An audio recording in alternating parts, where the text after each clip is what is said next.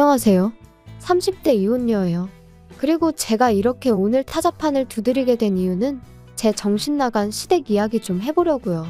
사실 벌써 남편과 남남이 된 지는 7개월이나 흘렀고 그래서 어느 정도는 충격에서 벗어났다고 생각했는데 그래도 명절이 돌아오니까 작년 이맘때쯤이 생각나면서 제가 겪었던 그 지옥 같은 날들이 또다시 떠오르네요. 그래서 정말 마지막으로 마음 정리한다 생각하고 이렇게 제 이야기를 해보려고 합니다. 한껏 쏟아내고 나면 제 마음도 예전처럼 평화로워질까요? 남편하고는 지인의 소개로 만났습니다. 남편은 회사를 다니는 평범한 직장인이었고 저는 대학병원에서 연구원으로 근무하고 있었죠. 솔직히 말해서 소개팅에 나가기 전 남편의 사진을 봤었는데 정말이지 영 제 스타일은 아니었어요. 저는 좀 체격이 있고 곰같이 푸근한 사람을 원했거든요. 그런데 남편은 슬림하고 날쌘돌이처럼 생겼다고 해야 할까요? 하지만 지인이 저더러 실물이 훨씬 낫다며 일단 한번 만나보라고 어찌나 성하던지. 그리고 나중에서야 들었지만 남편도 제 사진을 봤었답니다. 그런데 남편은 제가 너무 마음에 들었대요.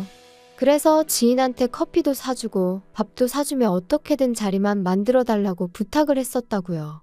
일단 자리만 만들어지면 자기가 어떻게든 제 마음을 사로잡겠다면서. 아무튼 그래서 만나게 된 거예요.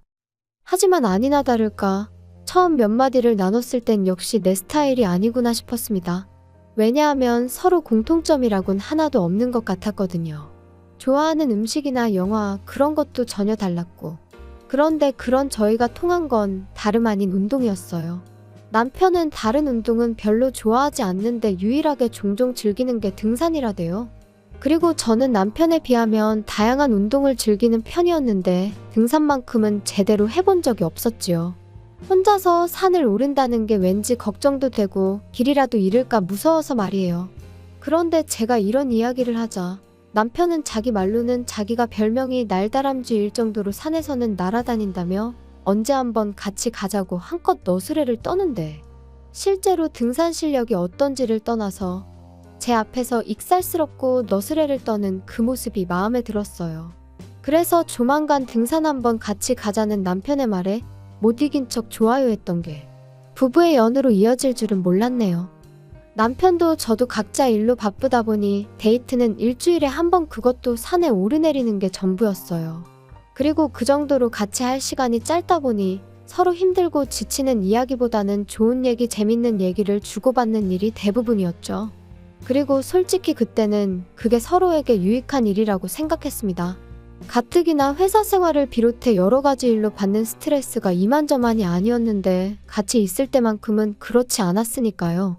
하지만 이혼까지 해본 제가 느낀 건 늘 서로 웃고 지낸다고 좋은 것만은 아닌 것 같아요.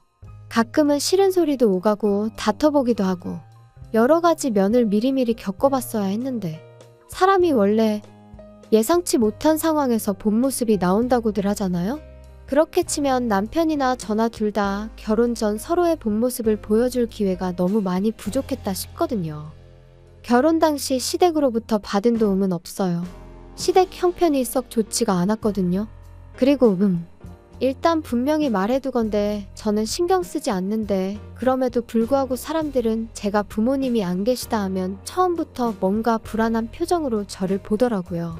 안쓰러워하는 표정도 있고 어딘가 모난 구석이 있진 않을까 하고 살피는 표정도 있고 솔직히 유쾌하진 않지만 20살 이후로 워낙 자주 겪어서 소위 인이 배겼다고 하죠? 제가 딱 그랬어요.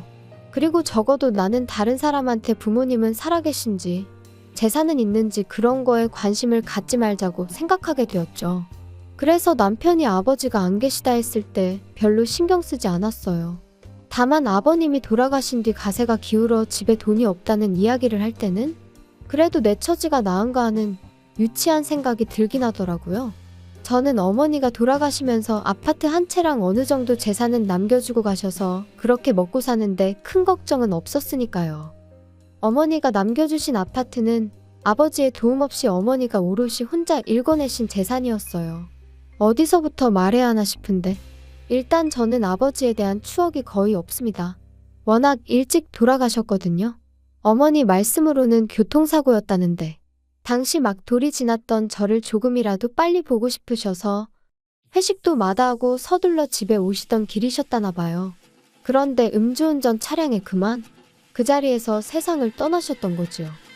저는 이런 사정을 중학교 때 알았습니다. 그것도 할머니를 통해서 말이에요. 그리고 말이 나왔으니 말이지만 할머니는 늘 저를 원망스러운 눈빛으로 바라보곤 하셨는데 어렸을 땐 그 이유도 잘 모르고 그저 미움을 받는 사실이 너무 받아들이기 힘들었어요. 그런데 그 이유를 알고 나니까 할머니 입장에선 제가 미울 수밖에 없겠다 싶더라고요. 저희 할머니도 아들 하나는 낳아야 한다는 그 위에 그러니까 증조할머니의 성화에 어지간히 시달리다 아주 힘들게 저희 아버지를 낳으셨다 했거든요. 그런데 하나뿐인 아들이 손녀를 보러 가다 세상을 떠났으니 내 잘못도 아닌데라는 억울함과 나만 없었더라면 하는 죄책감이 한데 뒤엉켜 참으로 오랫동안 저를 힘들게 했어요. 그런데 그렇게 저를 힘들게 하셨던 할머니가 정말 돌아가시기 이틀 전에 저를 불러 미안하다셨습니다. 그 소리를 듣고는 얼마나 울었는지 몰라요. 그래도 미안하다 소리는 들었네라는 안도감과 동시에 이제 할머니를 어떻게 원망해야 하나, 원망할 수도 없게 하고 가시네 하는 황당함 때문에요. 아무튼 아버지가 돌아가시고 이후로 저희 어머니는 무슨 일이든 닥치는 대로 하셨어요. 설거지, 건물 청소 그런 건 뭐 기본이었고요. 마늘밭이 돈을 많이 준다 해서 거기 가셨다가 아주 생으로 앓느라 몇 날 며칠 꼼짝을 못 하신 적도 있지요. 그리고 그렇게 벌어서 마련하신 집이 지금 제가 살고 있는 이 33평의 아파트입니다. 처음에 이 집에 들어왔을 때 환하게 웃으시던 어머니의 얼굴이 지금도 얼마나 선명한지 몰라요. 그래서 제가 다니는 직장에서 거리가 좀 있긴 해도 제 입장에선 파는 건 말도 안 되는 일이었지요. 그런데 남편이랑 결혼 이야기가 나오자 남편이 먼저 제 아파트 이야기를 꺼내며 거기서 신혼살림을 차리는 건 어떻냐대요. 그리고 저는 고민할 것도 없이 싫다고 했어요. 당시 남편도 돈이 있다고 했고 저도 돈이 있었으니 그 돈에 대출을 더해 새로 집을 구하면 되는 상황이었고 무엇보다도 그저 제 아파트는 비워두고 싶었어요. 제 마음 기댈 곳이 필요한 날 친정이다 생각하고 찾고 싶었거든요. 게다가 진작에 이런 이야기는 몇 번이나 남편하고 나눴던 차였기에 뜬금없이 신혼살림을 거기다 차리자 하는 남편이 어이가 없었죠. 하지만 남편은 계속해서 언제까지 돌아가신 분한테 매달리며 살 거야? 돌아가신 어머님도 그러라고 남겨주신 집은 아닐 텐데. 돌아가신 분한테 매달리는 게 아니고 그냥 아직 내가 준비가 안 됐다니까. 그리고 까놓고 말해서 내가 오빠보다 돈을 덜 모은 것도 아니고 오빠 말대로 반반 결혼할 수 있다는데 왜 자꾸 내 아파트에서 신혼살림을 시작하자는 거야? 분명히 말해두는데 나 싫어. 뭐 언젠가 내 마음이 좀 정리가 되면 그땐 나도 또 마음이 달라질지 모르지만 아무튼 지금은 아니야. 당분간은 그럴 일 없으니까 그 집은 그냥 없는 집이다 생각해. 그리고 결국 저희는 그렇게 작은 빌라에서 전세살이를 시작했습니다. 어머님도 남편도 멀쩡한 아파트를 두고 전세살이가 웬 말이냐며 투덜거렸지만 저는 아무렇지도 않았어요. 후회도 없었죠. 한편 그렇게 결혼한 지 어느덧 2년차가 되던 때였습니다. 신우가 만나는 사람이 있다며 재혼을 하게 될지도 모르겠다는 소식을 전해왔어요. 그리고 저와 신우의 관계는 썩 좋은 편은 아니었지만 그때만큼은 진심으로 축하한다 전했습니다. 신우와 인간 대 인간으로선 맞는 구석이라곤 하나도 없었지만 그래도 어쨌든 혼자 시조카를 키우는 걸 보면 짠한 마음이 안 드는 건 아니었으니까요. 돌아가신 친정어머니 생각도 났었고 참고로 왜 사이가 안 좋았냐 하시면 자기가 혼자 아이를 키운다는 이유로 주변으로부터 바라는 게 참 많았어요. 양보와 배려 뭐 그런 건 기본이었고 금전적인 지원이나 물질적인 지원도 거침없이 내놓으란 식이었죠. 계절마다 아이 옷을 사달라, 신발을 사달라 뭐 그런 건 기본이었고 저랑 남편이 제주도를 다녀온 적이 있는데 그걸 알고는 자기 애, 그러니까 시조카도 좀 데려가주지. 시조카네 반 아이들은 다 미국이고 유럽이고 다녀오는데 불쌍하지도 않냐면서 저희한테 서운하다 어쩐다 그러더라니까요. 그러니 저로서는 하나 해주면 두 개를 바라는 신우가 부담스러울 수밖에 없었고 그렇게 자연스레 거리를 두게 되었죠. 그런데 그런 신우가 재혼을 할 것 같다 하니 참 잘됐다 싶었어요. 하지만 재혼 이야기가 나오고 석 달쯤 지났을 무렵이었을 거예요. 남편한테 물어보진 않았지만 헤어졌나 왜 같아부터 말이 없지 하고 속으로 생각만 하던 때였죠. 퇴근한 남편이 싱글벙글 웃으면서 저더러 얘기 좀 하게 여기 좀 앉아봐 그러대요? 왜? 무슨 일 있어? 기분 좋아 보이네? 좋지. 희진이 2달 후에 식을 올리기로 했다나 봐. 아, 정말? 잘 됐다. 너무너무 잘 됐어. 그런데 자기가 좀 도와줘야 돼. 아니 따지고 보면 자기한테 일방적으로 도와달라는 건 아니고 자기한테도 좋은 일이고. 뭐야? 뭔데 이렇게 자꾸 돌려 말해? 나 돌려 말하는 거 싫어하는 거 알잖아. 그게 희진이는 재혼인데다 애도 있잖아. 그런데 남자 쪽은 초혼이래. 그래서 남자 쪽 부모가 어지간히 희진이를 못마땅해 하나 봐. 너는 뭐 안 겪어봤으니 모르겠지만 희진이가 엄청 힘들어하고 있어. 아, 정말? 속상하겠다. 그러니까 그래서 남자 쪽에서 한 1억이라도 해오면 어떠냐, 그러면 어머니가 좀 잘 봐주시지 않겠냐, 그런 소리를 했다대. 어휴, 뭘 또 그렇게 부담을 줘. 그리고 1억이 적은 돈도 아닌데. 돈은 있대? 걔가 무슨 돈이 있겠어. 이혼할 때 위자료도 한 푼도 못 받았고 지금 양육비도 제대로 못 받고 있는데. 그럼 어떡해? 그래서 뭐 지금 어머니랑 사는 빌라를 팔까 어쩔까 그러고 있나 봐. 그러면 그거 어머님 놓으라며. 그거 팔면 어머님은 어떡해? 그럼 설마 우리가 모셔야 되는 거야? 그래서 말인데 자기도 우리 어머니랑 사는 거 불편하잖아, 그치? 뭐 솔직히 편하진 않겠지. 그러니까 나 정말 자기 고생시키기 싫거든. 말이라도 그렇게 해주니 고마워. 그렇지만 그 빌라 팔고 나면 어머님은 정말 어떡해? 그래서 희진이가 하는 말이 자기가 어머니를 모시겠다면서 대신 자기 비워놓은 그 아파트 있잖아, 거기에 좀 들어가서 살게 해달라네. 아니 희진이랑 결혼할 남자도 가진 건 없나 봐. 그래서 까딱하면 그 남자 본가에 들어가 살아야 되는데 그러면 이제 영진이가 9살이잖아. 얼마나 말썽을 피워대겠어? 그럼 이제 천덕꾸러기 취급받는 건 시간 문제 아니겠어? 아니, 잠깐 그러니까. 당신 동생이 지금 사귀는 남자 부모는 모시기 싫고 어머님이랑 살고 싶은데 살 집이 없으니 내 집을 내놔라 이거야? 빌라 팔아 나오는 돈으로는 뭐 지참금처럼 그 사귀는 남자 집에 갖다 바치고? 뭔 소리야 이게? 그게 말이 돼? 화만 내지 말고 한번 생각을 해봐. 아무리 생각해봐도 그것보다 나은 방법이 없어서 그래. 웃기시네. 빌라를 팔아서 시집을 가던 말던 그건 내 알 바 아니고 100번 양보해서 그렇게 하겠다고 하면 어머님 여기 오시라고 해. 같이 살아야지 뭐 별 수 있어? 나 어머님이랑 사는 거 괜찮아. 근데 내 집은 안 돼. 다짜고짜 집을 내놓으라는 남편의 말이 정말 기도 안 차더라고요.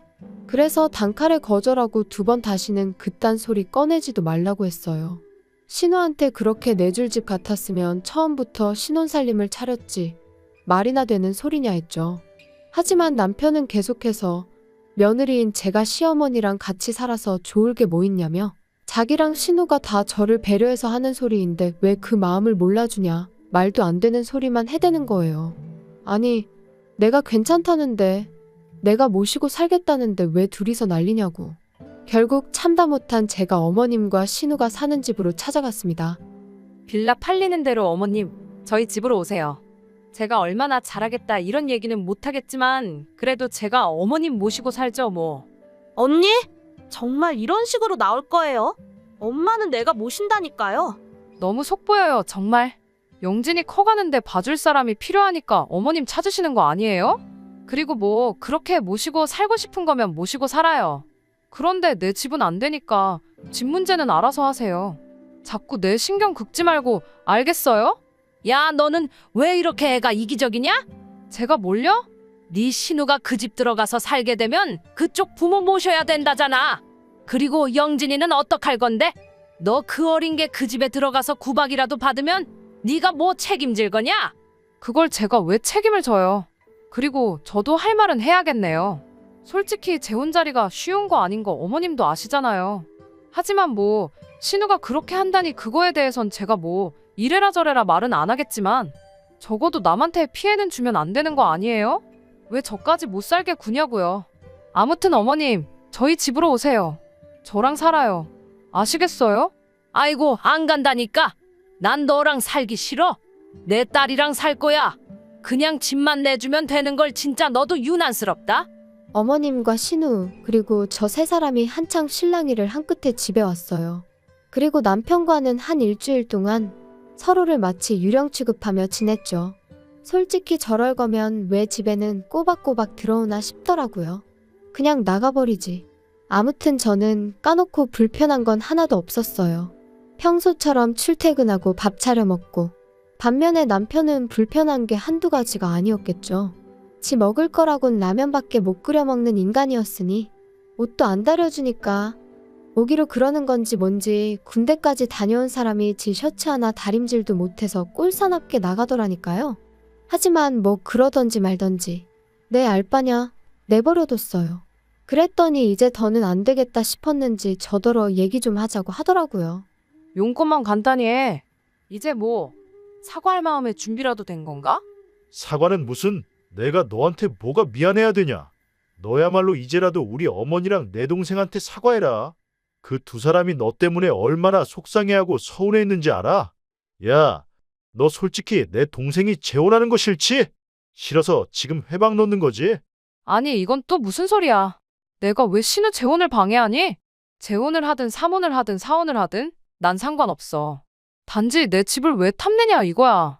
그리고 어머님을 내가 모시겠다는데 도대체 뭐가 문제야? 밖에 나가서 아무나 잡고 물어봐.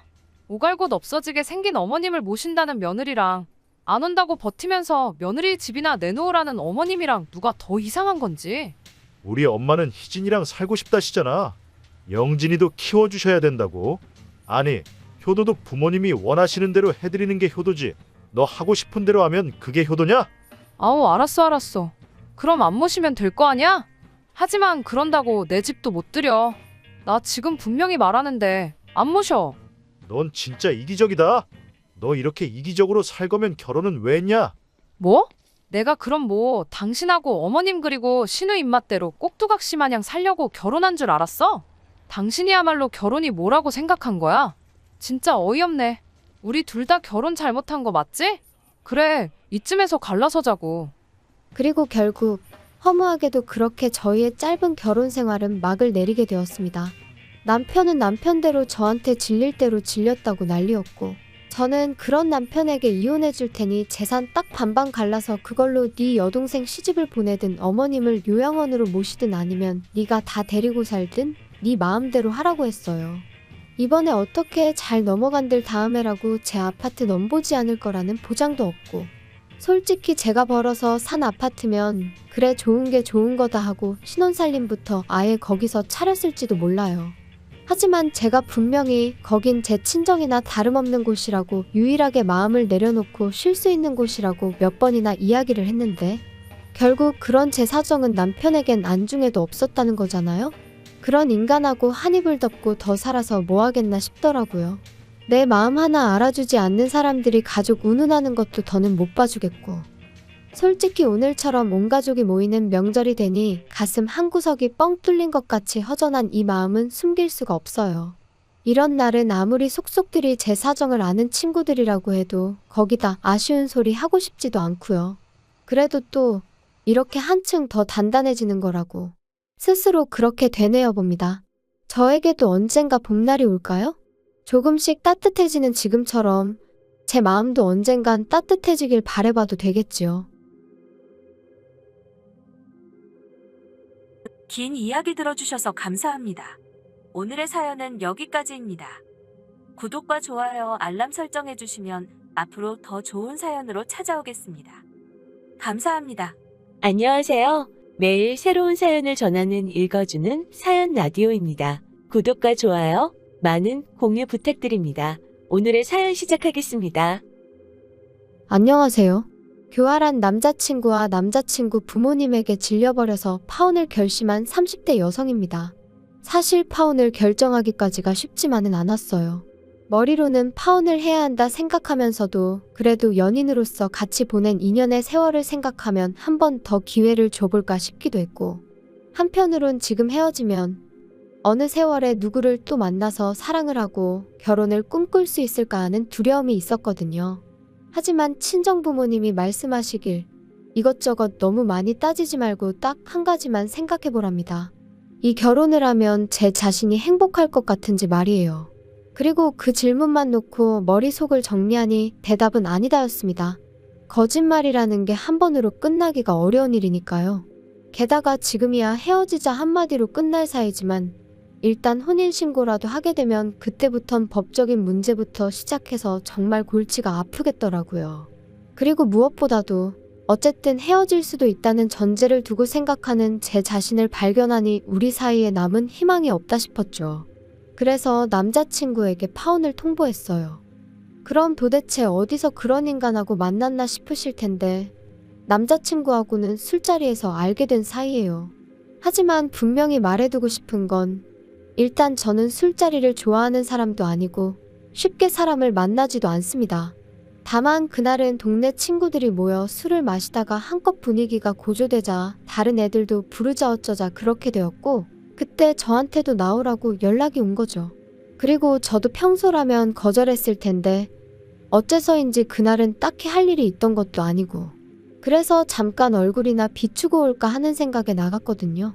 그런데 막상 도착해보니 저뿐 아니라 모르는 사람들도 몇몇 있었고 남자친구도 그들 중 한 사람이었지요. 이후로 얼떨결에 다 같이 둘러앉아 서로 통성명하고 애인 없는 사람들끼리 한번 만나보라며 시덥잖은 농담도 오가고 그리고 그날의 만남을 시작으로 남자친구와 저는 급속도로 가까워졌어요. 남자친구하고 저는 여러 가지로 통하는 구석이 많았지만 특히나 좋았던 건 대화가 잘 통했다는 거예요. 덕분에 아무리 회사에서 울적한 일이 있었다고 해도 남자친구랑 말 몇 마디 하고 나면 기분이 금방 나아지곤 했고요. 하지만 이제 다 끝난 마당에 이런 이야기를 한다고 무슨 소용이 있겠어요? 그냥 그렇다 보니 결혼 이야기가 나오기 시작했을 때도 어쩐지 당연한 수순으로 느껴졌다 그거지요. 남자친구네 형편이나 저희 형편이나 크게 다를 건 없었어요. 양쪽 집안 모두 넉넉치는 않아도 부모가 자식에게 부담을 주는 상황은 아니었거든요. 특히 노후 준비의 경우 남자친구가 자기 부모님은 다 되어 있다 했고 저희 부모님도 마찬가지셨으니 솔직히 그것만으로도 참으로 다행이다 싶었죠. 게다가 처음 인사를 드리러 갔던 자리에서 남자친구 어머님께서는 예단이니 그런 건 바라지도 않는다 하시면서 뭐가 됐건 간에 저희 둘한테 좋은 쪽으로 상의해서 결정하라시대요. 그래서 이때만 하더라도 제가 어디 가서 말은 안 했지만 내가 나름 남편복 시댁복이 있는가 보다고 믿었었네요. 그런데 조금씩 남자친구와 제가 부딪히는 일이 생기기 시작했는데 그건 바로 돈 이야기가 오가기 시작하면서부터였어요. 사실 남녀 사이에서 뿐만 아니라 상대가 누구건 간에 돈이라는 건 제일 껄끄럽고 불편한 주제잖아요. 그리고 말이 나왔으니 말이지만 연애 초부터 남자친구는 늘 돈 문제에 조금 예민하게 반응하는 편이었거든요. 짠돌이 구두쇠는 아니었는데 언젠가 한번 제가 한 달에 얼마씩이나 모으고 있는지 카드값은 얼마나 되는지 물어봤더니 내가 빚을 지고 사는 것도 아니고 너한테 돈을 달라고 하는 것도 아닌데 왜 그런 걸 궁금해하냐면서 아무리 가까운 사이라도 서로 사생활 존중은 해주자 어쩌자 하며 기분 나쁜 티를 팍팍 내는 거 있죠? 그리고 저는 저대로 그런 남자친구의 낯설고 까칠한 반응에 꽤나 마음이 상했었지요. 그래서 이후로는 한 번도 물어본 적도 궁금해한 적도 없네요. 그런데 결혼 이야기가 오간 이후로는 솔직히 피하기만 해서는 될 일이 아니잖아요? 그래서 제가 연봉이며 적금이며 깔끔하게 서로 다 오픈하자 했어요. 그랬더니 남자친구가 또다시 때가 되면 어련히 말해주지 않겠냐며 짜증을 내는데 그땐 진짜 저도 좀 화가 나더라고요. 그래서 제가 이런 이야기도 편하게 못하는 사이에 결혼은 무슨 결혼이냐고 그럴 거면 다 때려치자 한 적도 있네요. 그리고 그렇게 우여곡절 끝에 알게 된 남자친구의 연봉은 저보다 1,000만 원이 많았어요. 하지만 저는 1년에 2번 상여금이 나왔던 반면 남자친구는 상여금이란 게 아예 없었으니 결국 따지고 보면 남자친구가 저보다 많이 버는 것도 아니었죠. 게다가 이제 와서 말이지만 남자친구는 저보다 나이가 6살이나 많았고 정년이 보장되지 않는 직장이었거든요. 그래서 솔직히 주변에서는 다들 제가 아깝다고 했는데 결혼을 할 때 무슨 마트에서 장 보듯이 이거저거 다 따져가며 입맛대로 고를 수는 없는 노릇이잖아요. 그래서 그런 건 그럴 수도 있지 하고 넘겼습니다. 그리고 이 밖에 남자친구는 모아놓은 돈이 8천이 있다고 했고 저는 7천이 있었으니까 이래저래 크게 마음에 걸리는 건 없었어요. 한편 남자친구 어머님도 남자친구와 비슷한 성격이셨는지 남자친구를 통해 말씀을 전해오시기를 상견례 자리에서 돈 이야기가 오가는 건 좀 불편하다 하시더라고요. 그래서 저는 저희 부모님과 상의 끝에 상견례는 형식상 한다 생각하고 실질적인 이야기는 상견례가 있기 전 미리 양가의 의견을 조율하는 쪽으로 이야기가 되었어요. 그리고 그렇게 몇 번의 대화가 오간 끝에 남자친구 부모님께서 1억을 그리고 남자친구가 자기 돈 8천을 해오는 걸로 얘기가 됐네요. 저는 저희 부모님이 9천, 제가 7천 해가기로 했고요. 그러니까 전부 다 따지면 남자친구가 저보다 2천 더 해오는 상황이었습니다. 다만 저는 제 명의로 된 국산 주명차가 있었거든요. 연식도 4년밖에 안 되었고요. 그래서 저는 제가 누구한테 말을 한 건 아니지만 이 정도면 반반 결혼이나 다름없다 생각했어요. 저희는 양가 부모님으로부터 받은 돈에 저희 돈 전부를 더해 결혼식부터 신혼집까지 모든 걸 해결하기로 했습니다. 하와이로 떠나기로 했던 신혼여행도 그 안에서 해결할 생각이었죠. 그런데 그렇게 대략적인 윤곽이 잡혔을 무렵부터 남자친구 어머님이 이따금씩 연락을 해오시기 시작하셨어요. 만나서 차나 한잔하자, 밥이나 한 끼 먹자 하시면서요. 그리고 그렇게 만나면 어머님께선 늘 내가 딸이 없어서 너같이 싹싹한 며느리를 보게 되어서 참으로 좋다. 내가 딸이 없어서 늘 그게 서운했는데 너랑은 모녀처럼 잘 지낼 수 있을 것 같다.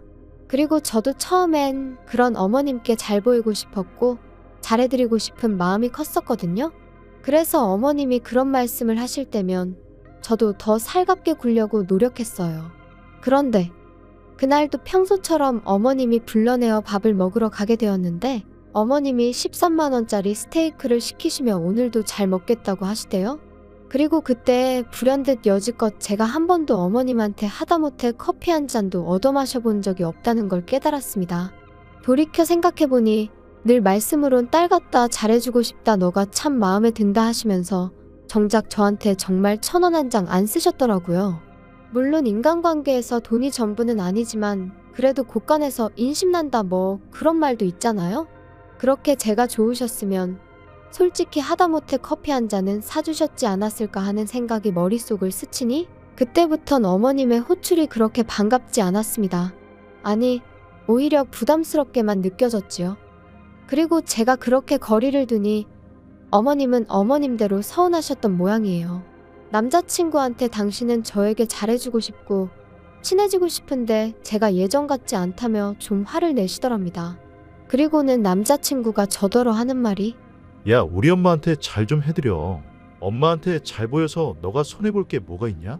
나중에 애 낳고 그러면 우리 엄마가 봐주실 거고 살림도 많이 도와주실 텐데 미리 점수 좀 따놓는다 생각하면 좋잖아. 갑자기 그게 무슨 말이야? 애 낳으면 우리 엄마한테 부탁드리기로 다 얘기된 거 아니야? 그리고 나 어머님한테 살림 부탁드릴 생각은 없는데. 사람 일이라는 게 뭐 마음먹은 대로만 되는 것도 아니고. 아무튼 난 네가 우리 엄마랑 잘 지냈으면 좋겠어. 그리고 그런 남자친구의 속내를 알아차리기까지는 오랜 시간이 걸리지 않았습니다.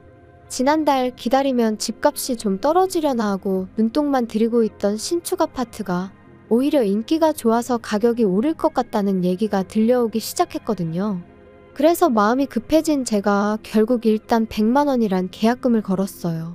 입주는 식을 올리고 난 뒤에 하기로 했고요. 참고로 당시 남자친구가 오피스텔에 2년 월세로 살고 있었는데 일찍 나간다고 그 월세를 안 내도 되는 것도 아니었던 데다가 오히려 남자친구한테는 계약한 새 아파트보다 원래 살고 있던 오피스텔이 직장에서 더 가까웠으니 이래저래 굳이 일찍 방을 뺄 이유가 없었습니다. 그리고 저도 결혼식을 올리고 그 후에 남자친구랑 신혼살림을 꾸리고 싶었지 먼저 같이 살다가 식을 올리고 싶지는 않았네요.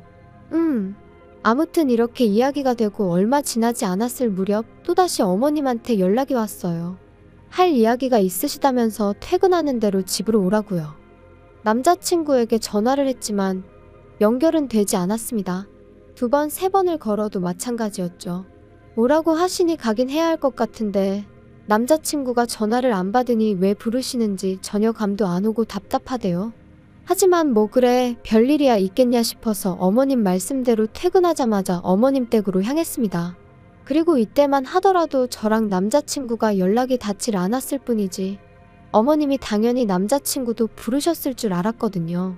그런데 도착한 본가에는 남자친구는 없고 어머님만 계셨어요. 그리고 뭔가 쎄한 느낌이 들더니 아니나 다를까 어머님이 생각지도 못한 말씀을 꺼내셨습니다. 여기 이 집이 이달 말에 계약이 끝나. 그래서 이사를 해야 되는데 앞만 찾아봐도 마음에 드는 집이 없다. 어쩌면 좋으니. 저도 부동산 다녀보니까 아파트 전세는 많이 없는 것 같더라고요. 그런데 이 동네도 그런 줄은 몰랐어요.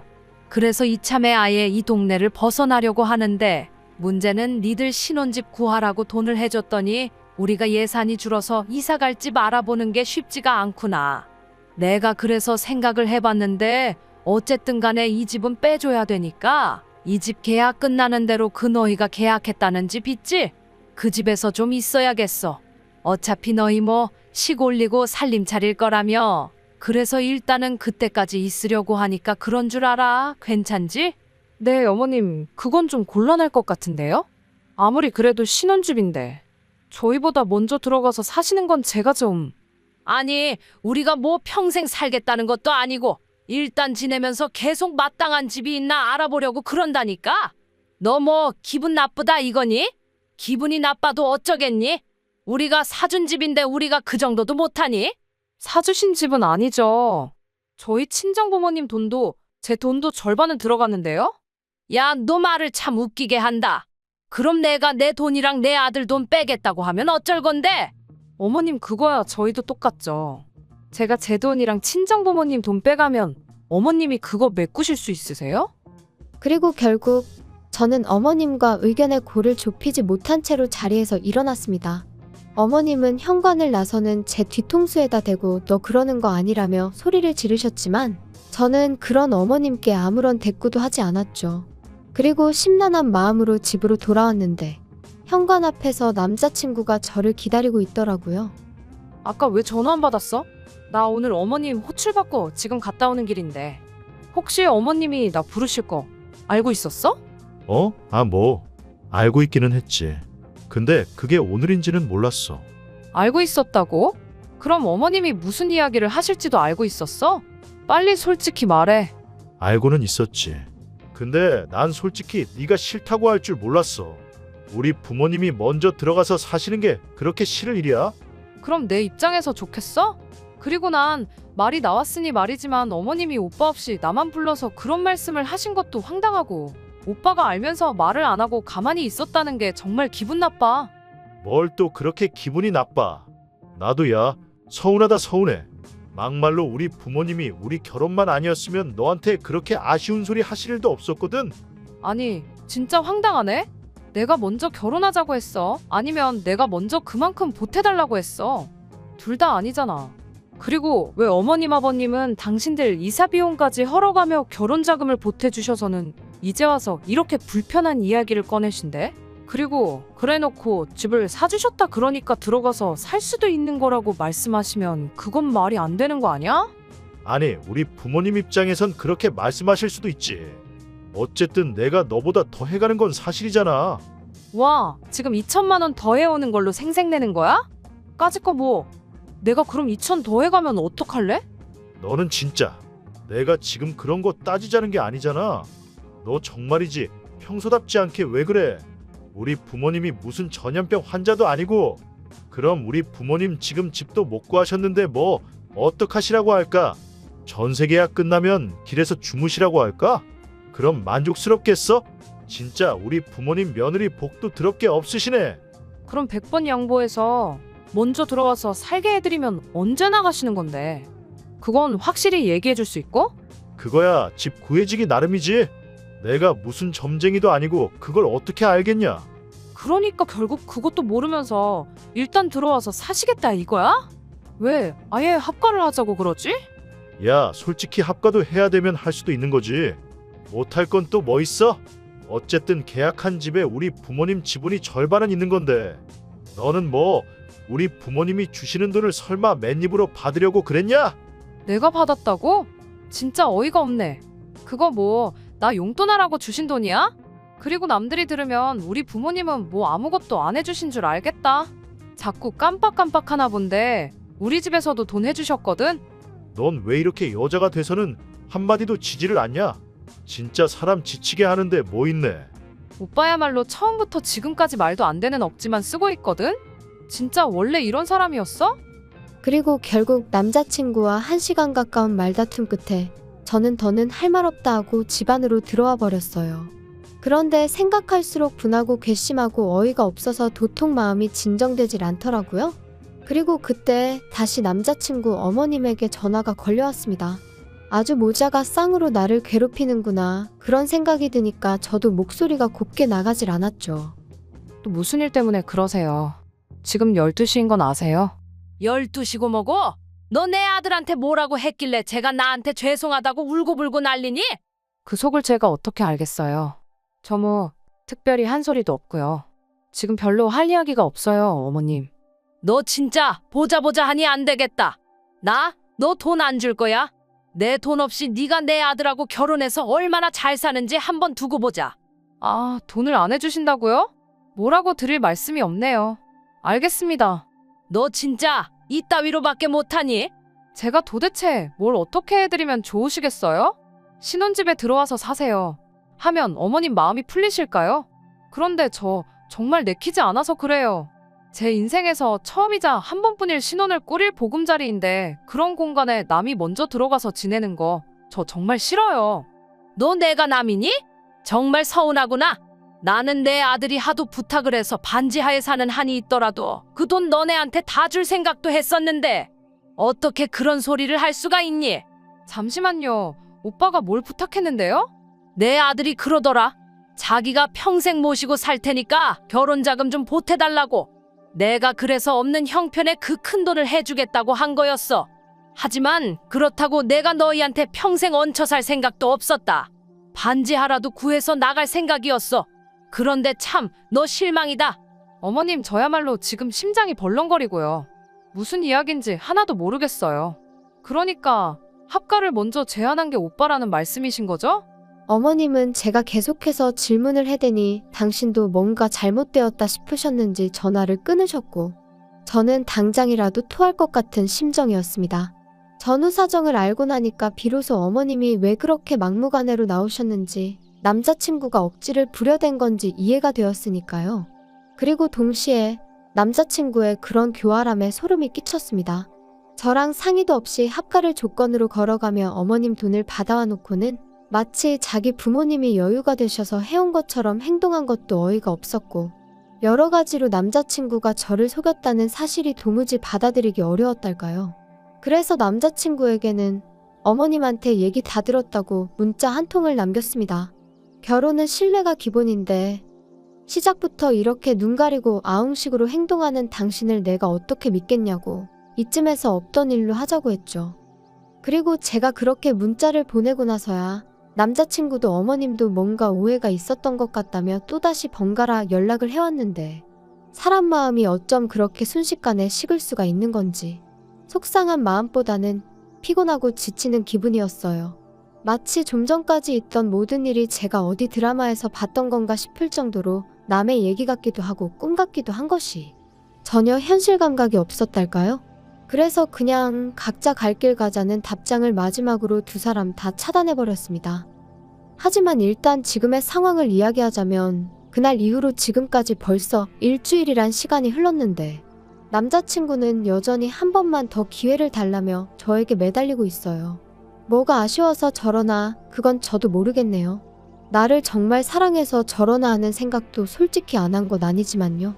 하지만 이미 남자친구를 믿을 수 없게 된 이상 다시 만남을 이어간들 그게 저한테 무슨 의미가 있을까 싶네요. 저는 남자한테 집착하고 구속하는 그런 여자가 되고 싶은 마음은 눈꼽만큼도 없으니까요. 아무튼 지난 2년의 시간을 생각하면 억울하고 성질도 나고 사람 사는 인생을 정확히 수치화시킬 순 없는 일이지만 그럼에도 불구하고 제 인생을 쓸데없이 낭비한 것 같으니 말이죠. 하지만 한편으론 그래도 인생의 교훈을 얻었다 생각하려고 노력하는 중이에요. 거짓말에도 좋은 거짓말, 나쁜 거짓말이 있다지만 그건 하는 사람이 아닌 듣는 사람이 판단할 문제 아닐까요? 그러니 사람들이 섣불리 자기 합리화를 하며 거짓말을 하는 일은 없었으면 좋겠어요. 저도 남에게 절대 그러지 않을 거고요.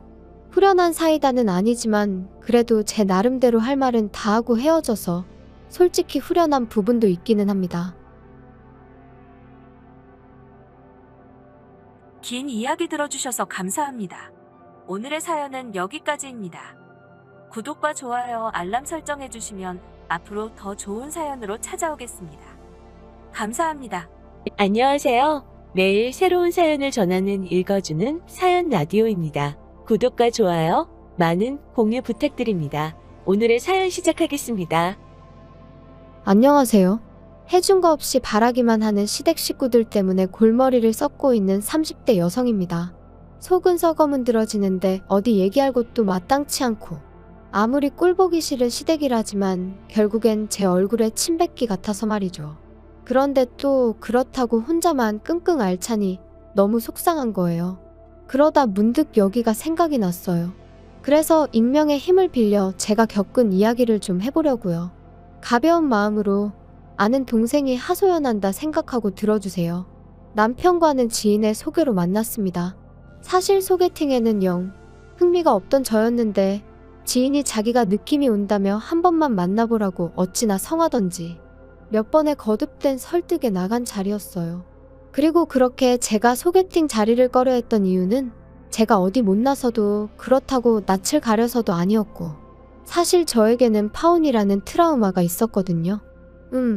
솔직히 자랑거리는 아니지만 그렇다고 제가 잘못한 것도 아니니까 간단하게 얘기를 해보자면 20대의 끝자락에 한 남자랑 연애를 했어요.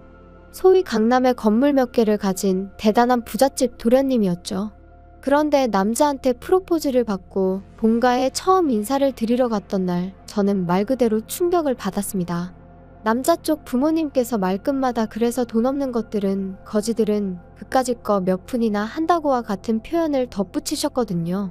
그리고 비록 저한테 직접 하신 말씀은 아니었지만 세상을 그런 눈으로 보는 분들을 제가 진심으로 존경하고 어른으로 대우해드릴 자신이 없더라고요. 그래서 이튿날 남자한테 헤어지자고 했어요. 가치관도 가정환경도 너무 달라서 우린 안 될 것 같다면서 말이죠. 남자는 제 말뜻을 끝까지 이해를 못한 눈치였지만 아무튼 그때 배웠어요. 결혼이 아무리 현실이라지만 그래도 돈이 전부는 아니라는 걸. 비록 누구 한 사람의 잘못으로 헤어진 건 아니었지만 어쨌든 그렇게 오가던 결혼 이야기가 엎어지고 나니 결혼할 팔자가 아닌가 하는 생각이 들대요. 만약 또 누군가랑 어찌저찌 시작했는데 끝이 안 좋게 끝나면 어쩌나 그런 시간 낭비는 또 하고 싶지 않다 하는 생각도 들었고요. 그래서 굳이 소개팅을 해가면서까지 누구를 만나야겠단 마음이 없었던 거예요.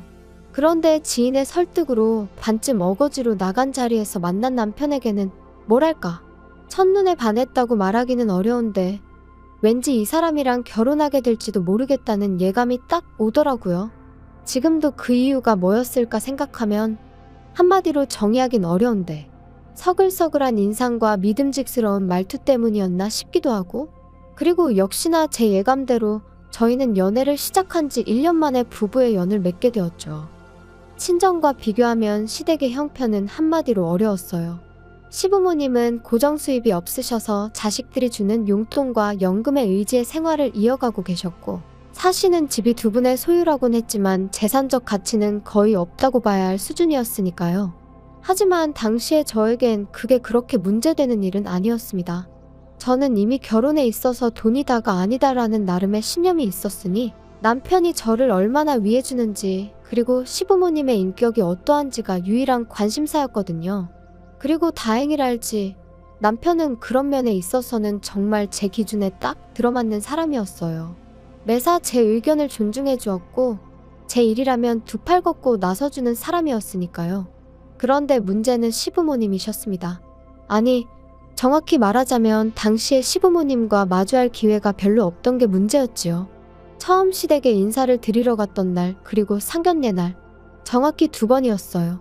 그리고 그 2번 다 제 나름대로 두 분을 파악해 보려고 했지만 동시에 어쨌든 제 자신도 괜찮은 며느리감인 걸 어필하려고 노력하다 보니 제대로 판단 미스를 해버렸거든요.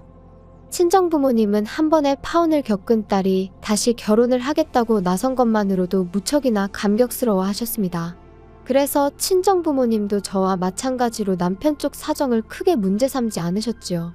물론 저희 쪽에서 3억을 지원하겠다 했을 때 시부모님께서 우리는 2천만 원밖에 못 해준다 하시니 좀 당황해 하셨지만 그래도 뭐 결혼 이야기는 그대로 진행이 되었습니다.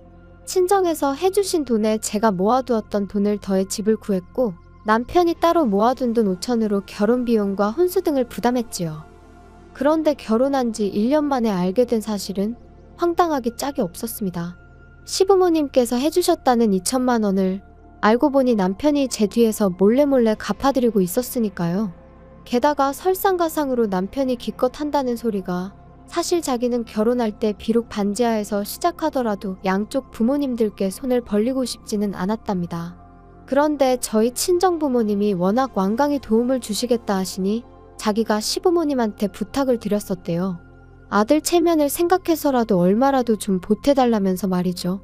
그리고 며칠 뒤 시부모님이 2천을 만들어주셔서 정말 감사한 마음이었는데 결혼하고 얼마 지나지 않아 시부모님이 남편을 따로 불러 그 2천만 원을 갚으라고 하시더랍니다. 참고로 남편은 대학교 1학년 때부터 시부모님께 매달 30이고 50이고 보내드렸대요. 군대 갔을 때를 제외하곤 한 번도 빼먹지 않고 말이죠. 그런데 그런 아들이 장가를 가는데 2천이 적다는 건 아닙니다만 그래도 굳이 그 2천까지 갚으라고 하셨다니 정말 듣는 내내 속상했어요. 아무튼 남편 말이 그래도 어쨌든 자기 부모님이니 그런 이야기를 저에게 하기가 참으로 쪽팔리더랍니다. 그래서 어떻게든 자기 선에서 해결을 해보려고 했다는데 그런 남편에게 제가 무슨 말을 해줄 수가 있었겠어요? 그저 안타까운 마음뿐이었지요. 게다가 남편이 그렇게 소가리를 하는 동안 시부모님께선 걸핏하면 없는 형편에도 있는 힘껏 도와주신 거라며 생색을 참으로 많이 내셨거든요. 그래서 조금 의외의 행동을 하신다던가 까놓고 말해서 정말 실망스러운 모습을 보이셨을 때도 어떻게든 좋은 쪽으로 생각하고 존중해드리려고 했는데 더는 그렇게 생각하긴 어렵겠다 싶더라고요. 그런데 문제는 그게 다가 아니었어요. 그러한 속사정을 알게 된 이후로도 남편이 하도 간곡히 부탁하여 시부모님께는 차마 티도 내지 못하는 상황이었는데 그런 와중에 아버님이 연락을 해오셨습니다. 다가오는 주말에 집에 한번 오라고 할 이야기가 있다 하시면서요. 그래서 며칠 뒤 약속한 시간에 맞춰 시댁에 도착하니 집으로 오라 하셨을 땐 언제고 어느새 외출 준비를 끝내신 채로 저희를 기다리고 계시대요. 그리고는 한우가 드시고 싶다며 집 근처에 생긴 고깃집으로 가자고 하셨지요. 솔직히 그런 식으로 처음 당하는 것도 아니라 놀랄 것도 없었지만 그날은 너무 짜증이 나는 거예요. 그리고 말이 나왔으니 말인데 사실 사람들이 다 성격도 다르고 스타일도 다르고 해놓고 사는 것도 다르고 그러니까 비교하면 안 되는 거 저도 정말 잘 알아요.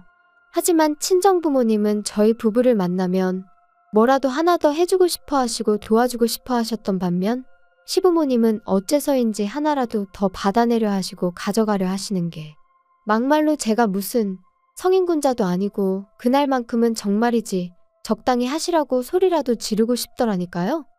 넷이서 식사하고 47만 원이란 금액을 결제했습니다.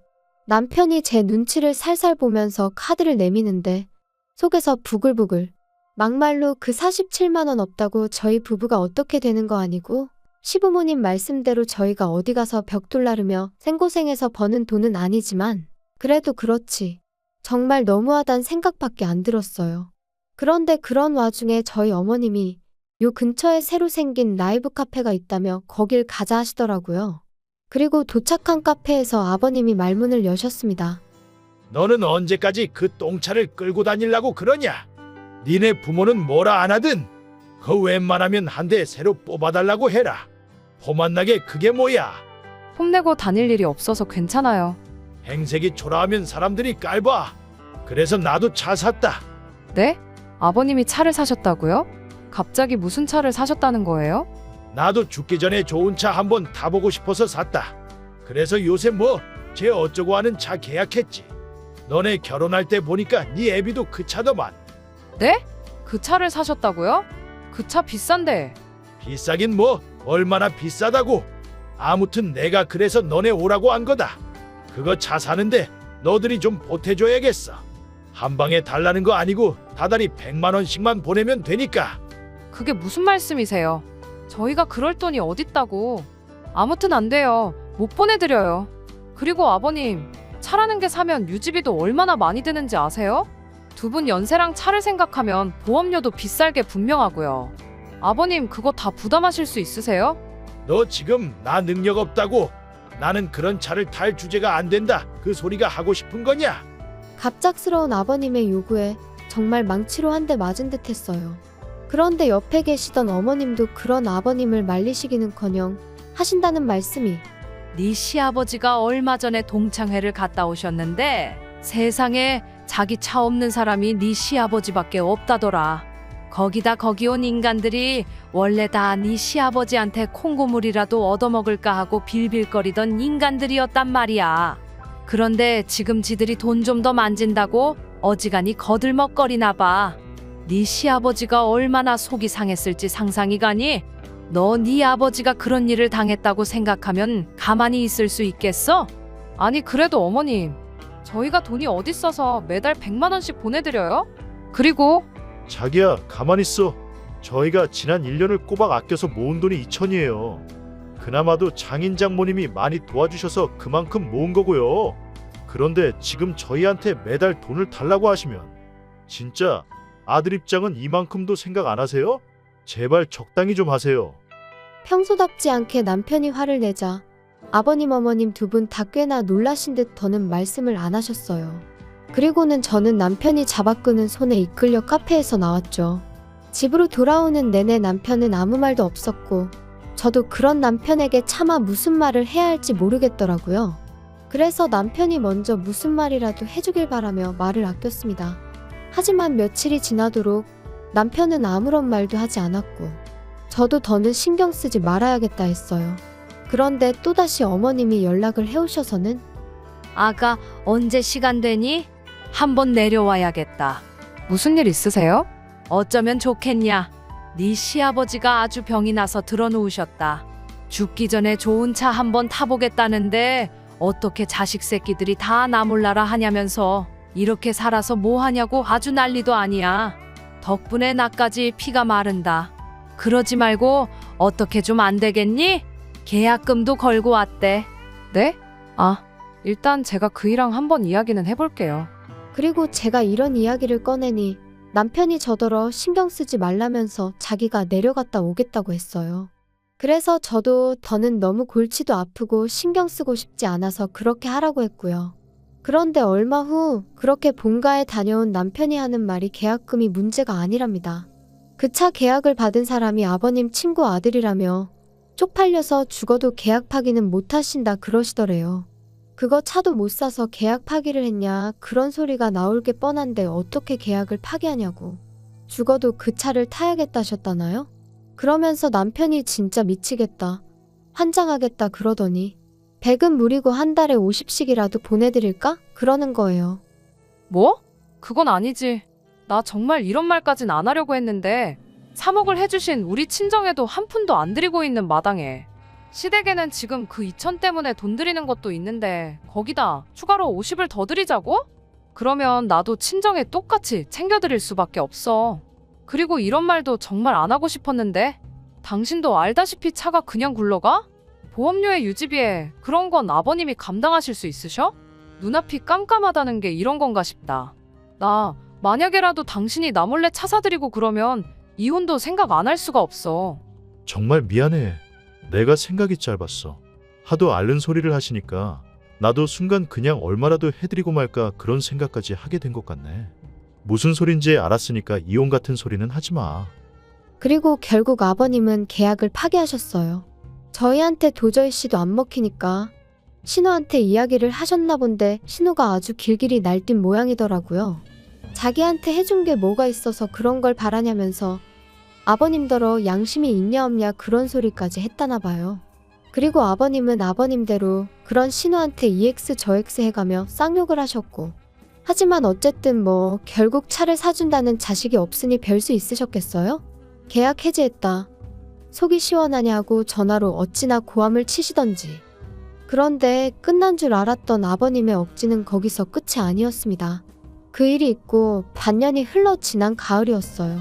친정 부모님 댁이 누수 문제로 리모델링에 들어가게 되면서 저희 집에 며칠 와 계시게 되셨거든요. 그런데 그렇게 와 계신 지 3일째 되던 날 아버님이 연락도 없이 저희 집에 오셨습니다. 다들 놀랐죠. 제가 무슨 일로 오셨냐니까 아버님 말씀이 뭐 그냥 오다 가다 들리셨다는데 오다 가다 들릴 거리도 아니고 아무튼 말이 안 되는 상황이었어요. 하지만 일단 오셨으니 들어오시라 했습니다. 그리고 그렇게 같이 점심을 먹게 되었는데 솔직히 얼마나 편한 사이라고 화기애애한 이야기가 오갔겠어요. 그냥 간단히 서로 안부 묻고 하시는 일은 잘 되시냐 그런 이야기 좀 오가고 식사를 마치고 차랑 과일을 내가려는데 아버님께서 갑자기 볼 일이 생각나셨다며 자리에서 일어나셨습니다. 그래서 배웅을 해드리려니 한사코 나오지 말라며 극구 저를 말리시더라고요. 그래서 그냥 집안에서 배웅했어요. 그리고 아버님이 떠나시고 얼마 지나지 않아 친정아버지께서도 근처에서 지인분과 약속이 있으시다며 자리에서 일어나시더라고요. 그런데 아니, 앞만 찾아도 차키가 없어졌다고 그러시는 거예요. 어머니랑 저는 잘 좀 찾아보시라고 집안에 있던 차키가 어디 갔겠냐고. 그리고 그때부터 온 집안을 샅샅이 뒤졌는데 정말 차키의 발이라도 달렸는지 도무지 못 찾겠더군요. 그래서 혹시 주차하고 차 주변에 흘린 거 아니냐 해서 집 밖으로 나왔는데 아니 아파트 단지를 몇 바퀴를 돌아도 아버지 차가 안 보이는 게 미치고 팔짝 뛴다는 게 이런 건가 싶은 거예요. 그래서 결국 일단 신고부터 하자 해서 경찰서에 차 도난 신고를 했습니다. 그리고 바로 다음 날이었어요. 친정 부모님과 아침 식사를 마치고 어디 모시고 바람이나 쐬고 올까 하는 와중에 모르는 번호로 연락이 와서 받으니 경찰이었습니다. 저희 아버지 차를 찾았다면서 일단 경찰서로 오라고 하더라고요. 그리고 그렇게 찾은 경찰서에는 다름 아닌 시아버지께서 초조한 얼굴을 하고 계셨지요. 아버님이 여기 왜 계세요? 아니, 이게 다 무슨 일이에요? 아버지 설마 장인어른 차를 가져가신 거예요? 아는 분이세요? 이분이 어제 도난 신고된 김영수 씨 차량으로 과속하다 경찰에 잡혔습니다. 네. 아버님, 도대체 왜 그러셨어요?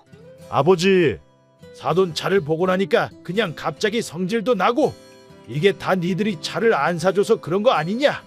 에이씨, 재수가 없으려니까. 어르신, 말씀을 그렇게 하시면 안 되죠. 지금 이거 범죄예요. 범죄. 친정 부모님은 그런 아버님의 뻔뻔한 태도에 혀를 내두르셨지만 그렇다고 사돈을 상대로 뭘 어쩌겠냐 하시며 그렇게 일단 저희 아버님은 풀려나셨어요. 그런데 끝까지 말이라도 한마디 미안하다 사과를 안 하시더라고요. 계속해서 차를 안 사줘서 당신이 그런 거라는 둥, 저희 때문에 개망신을 당했다는 둥. 정말이지 남편을 생각해서라도 어떻게든 좋게 넘어가려고 했는데 도무지 답이 안 나온다 싶대요. 게다가 거기서 끝이 아니었습니다. 아버님께서는 당신 아들, 그러니까 저희 남편이 저희 친정부모님께 용서를 구하는 게 마음에 안 드셨는지 대뜸 소리를 꽥 지르셨거든요. 남자가 돼가지고 왜 자꾸 아쉬운 소리를 하냐면서요.